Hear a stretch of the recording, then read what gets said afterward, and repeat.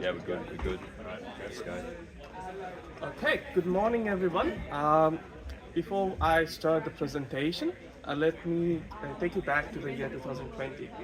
COVID just hit, the education system is in a standstill, everything is moved in online.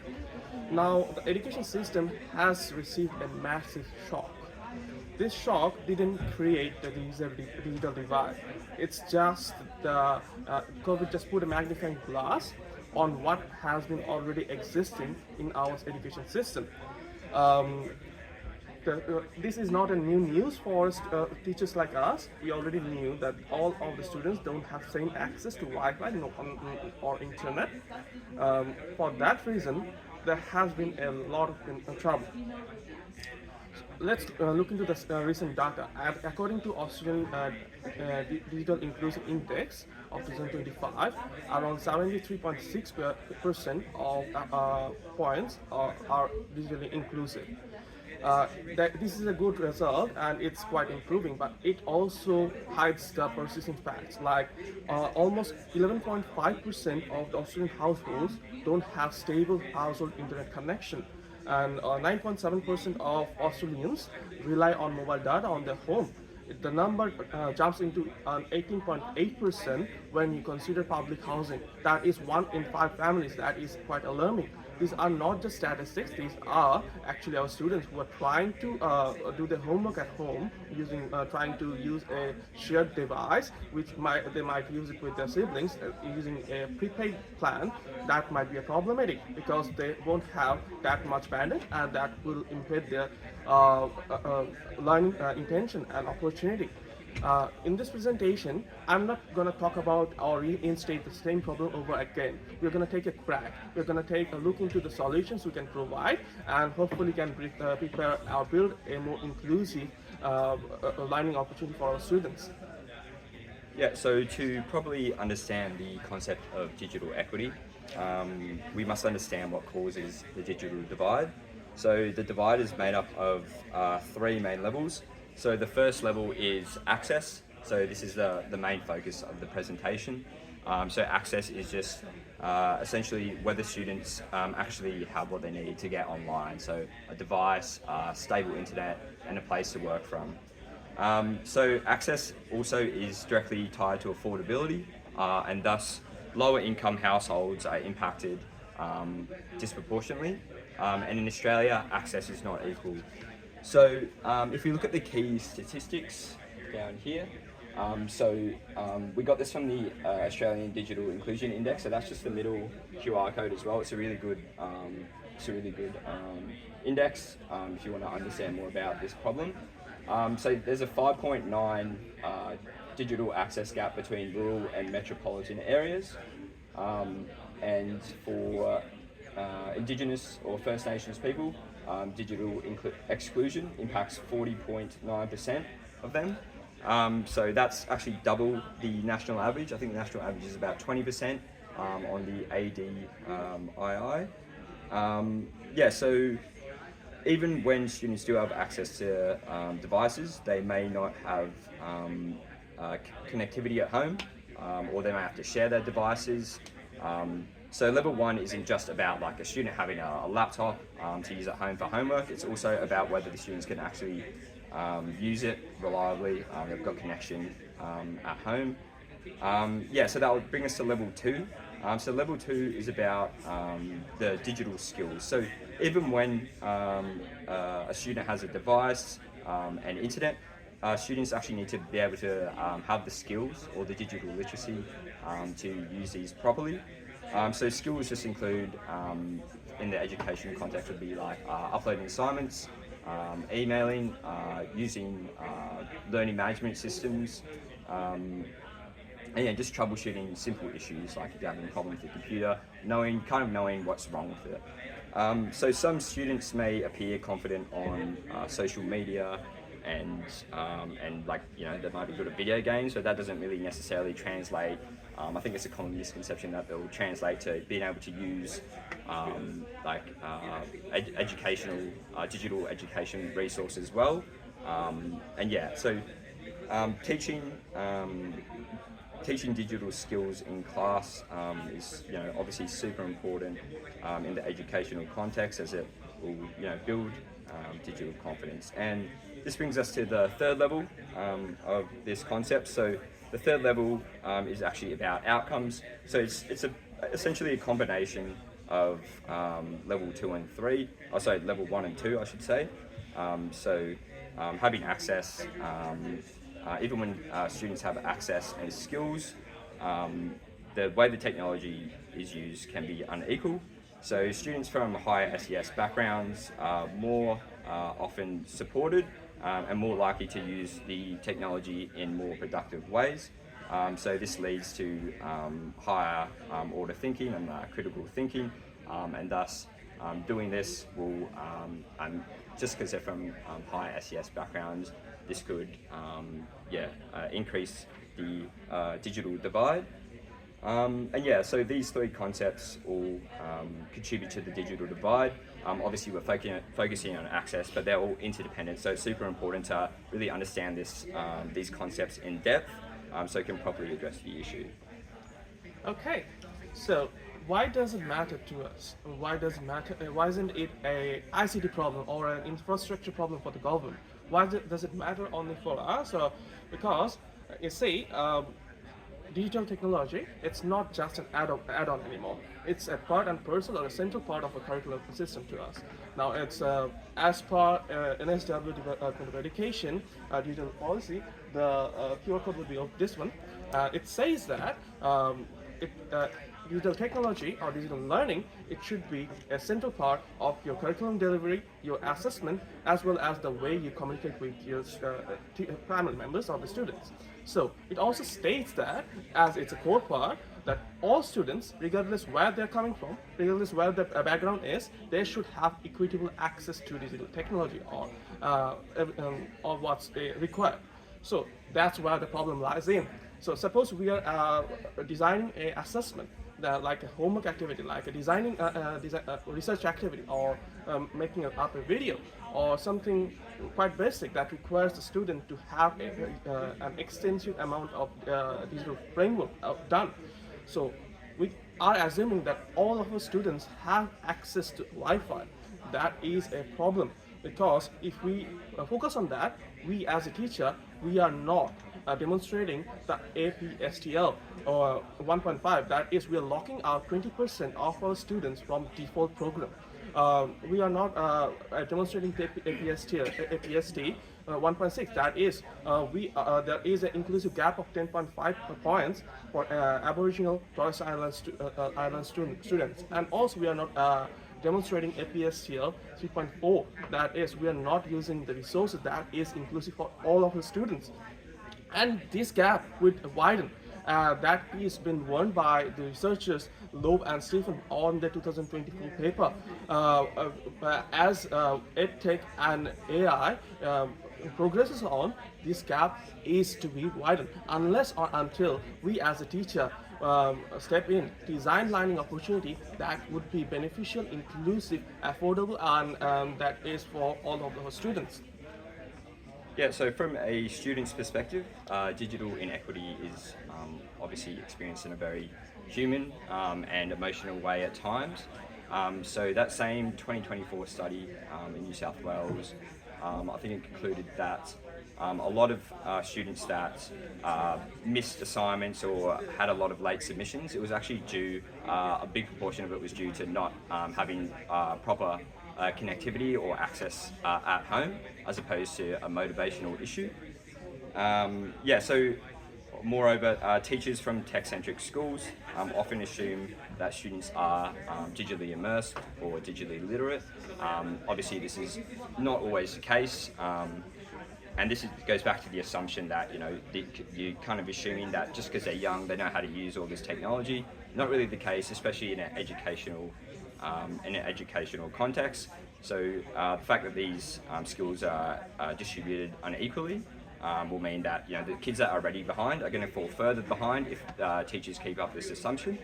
And for First Nations people, so the Indigenous Digital Inclusion Plan said that digital skills are linked to future accesses to services such as health, cultural services and government services. So obviously it's super important to get these students from First Nations background digitally literate, because it's going to affect them for the rest of their lives, whether you like it or not. Like we live in a digital world now, and yeah, there's nothing you can really do about it. So yeah, from a refugee and newly arrived student perspectives, from that same paper as well, a lot of them rely on schools as their primary way to build their digital skills, because of things like lack of connectivity at home, lack of access to devices as well. But yeah. Okay, now we move on to a more critical part of our presentation, that what strategies we should be working on to prepare a more inclusive, more accessible classroom tomorrow. So as I mentioned in my previous speech, it's Loeb and Stevens told us that this divide is expected to widen, but they've provided a solution as well. That is, we have to ensure or guarantee digital equity.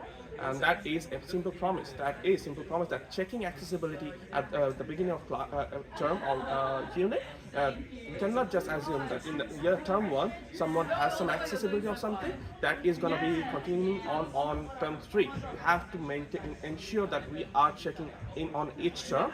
You have to ensure that each take the answers that what connectivity devices they are using, whether they're using prepaid devices, whether they're using Wi-Fi. We have to find out the answer of that. Also, our strategies are backed by UDL and backward design. So this is the fact. We have to ensure that everything works properly. So next of all, we have to also ensure that our LMS or assignments are mobile first devices, because most of, as we see in the ADI report, most of our students or households are using mobile devices compared to electronic devices such as laptops and everything. So if we have compact designs, if we have small PDFs, like we cannot assume the students can download 200 MB worth of PDF, and that's going to be an accessible or equitable assessment for anyone. So we have to ensure that this is a mobile device, requires less bandwidth, and also we have to provide an alternative pathway. That is a main requirement for UDL. For all of the online assessment, we have to provide a low bandwidth or an offline assessment, like we have to provide some printed copy or scaffolded that is available for the students. Keeping that in mind, we have to ensure that all of our technologies, the digital skills we are using, that is provided explanation to the students. We cannot assume, as my colleague said, we cannot assume that all of the students knows about it, and we have to ensure that we are teaching them explicitly how to use this technology, how to submit it, how to log it, and how to ethically use it. And finally, we have to talk with the students' families in a communal language, where we have to use plain English. We have to engage with them. If they is disengaged, if they are not aware of the cost of the technology, if they are not able to understand how to use the technology, they won't be able to help out the students. In that way, the students would be leaving behind. Yeah, so if we implement these practices and strategies, obviously there are going to be a lot of benefits. So firstly, high participation. Students will be able to complete more tasks, as we no longer assume they have access or connectivity that they don't. We'll have fairer assessments. We'll be judging students on their actual knowledge of the content as opposed to their connectivity or access to devices. It supports the equity priorities, so it aligns with the New South Wales digital strategy and the closing the gap digital targets. And yeah, building digital ability as well, just in general, is super important, obviously. And then future proofing for AI. So I mean, we don't have to get into this too much, but basically they're, I think Loeb and Stevens, we mentioned them before, they're saying that AI, there's a chance, or a very big chance, that because of the growth of AI in the last few years, that this digital gap can widen, as we spoke about before, using the three key concepts. Those help accentuate the gap. So yeah. But yeah, those would be the benefits, and preparing, using those strategies will help prepare to mitigate the that widening of the gap caused by AI? So I'm going to talk about a bit of the risk of this risk associated with that. Let's just start with the main basic thing. Now, as all of us are teachers, we're thinking about it like it's going to be an excess workload. And it's going to be really problematic if you're working in a regional area where you already are suffering from lack of resources, lack of high turnover, and there are really other problems. So we have to consider these things and this risk as well. Also, we have to think that whether which things we are providing, they are culturally inclusive and safe. If they are not culturally safe, the indigenous people wouldn't be engaged with that. The migrant people wouldn't be engaged with that. We are going to be left behind. And finally, there is a data burden, as what we have already been saying. But we have to ensure that families do not bear the burden. It should be ensured that all of the works, all of the digital activity should be front-loaded in school. We have to ensure that classrooms, in most of our classrooms, if there is a digital-heavy task or activities, we have to ensure that most of the students are doing it on our classroom. They're not left behind for doing it as a homework. Yeah, and we'll just wrap up with a few questions that teachers should ask. So, can every student complete this task today with the device and data they have? What is a low bandwidth or offline version? Have I taught the digital process, or am I just assuming it? Talked about that before. Have I communicated the requirements to the families and offered school-based solutions? So that could be like extending hours so they can do their homework or their digital homework at school.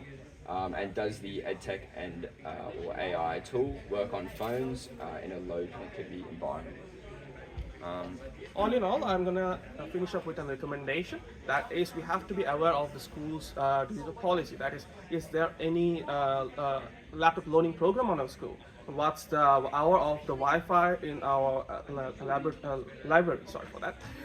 And finally, we have to also understand that we dealing all the educations that needs to be done, as there are quite a lot of digital activities we have to do. Is it done over the school areas? And if we are not done, or if it's not on the school hours, is it enough? If they have enough accessibility, if they have enough bandwidth, if there is an alternative pathway so that they can do it on the school or after school, and while meeting up their learning intention. That's all. Thank you so much. Thanks. You guys have any questions for us? Yeah, so like, let's say you're a teacher and you're trying to design lessons. Yep. For you to make it, what would you do for it to remain inclusive if all your students don't have equal access to a certain type of code? Well, I mean, you would just go. I guess you would kind of, pick the. I can't think of a better term, but like the base level. You would kind of use it at the base level. Like, say if some kid has, a MacBook Pro and some kid only has a mobile, you're gonna push it towards the mobile so everyone has access to it. So just like keep it to assume it to the lowest, or the people with the least access, I guess, would be the best way to design, I think. If I may add on that, like on maths, if anyone has done mathematics or technology teaching method 1 or 2, so we have been told we are learning to use Desmos or GeoGebra, right? But not all the time this would be working on your school. In my prac experience, one of the students' computer broke down on the spot while they were working during the classroom. I have to have one ready offline scaffold or on a paper that the student can use. If we use that, we can move with all of the students. I hope this answers your question. Any others? Do you guys think the digital gap is going to grow in the near future, or do you think it's going to shrink? You think? Yeah. What do you guys think? You think it's going to grow? Yeah. Why? Everything's becoming more digitalized right now.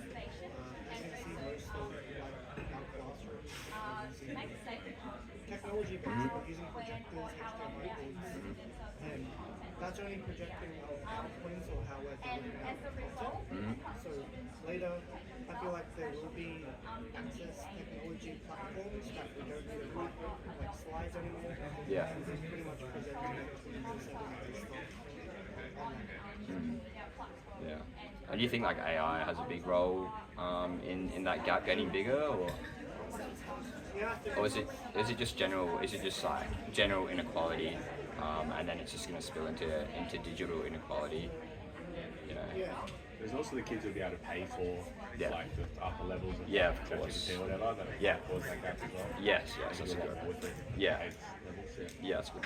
To add on to you that as I'm repeating it, so you're thinking that digital divide is gonna increase as more and more they have to use projector and everything, the digital tools, and also they have to pay for something. To be honest, I believe that it's gonna be increasing, but as we are teachers, we have to ensure that all of the students are inclusive. Like we have to have a fall plan. Like if the students need to be inclined to using something that is required technology, the school should have something in place so that they can learn about it and do it on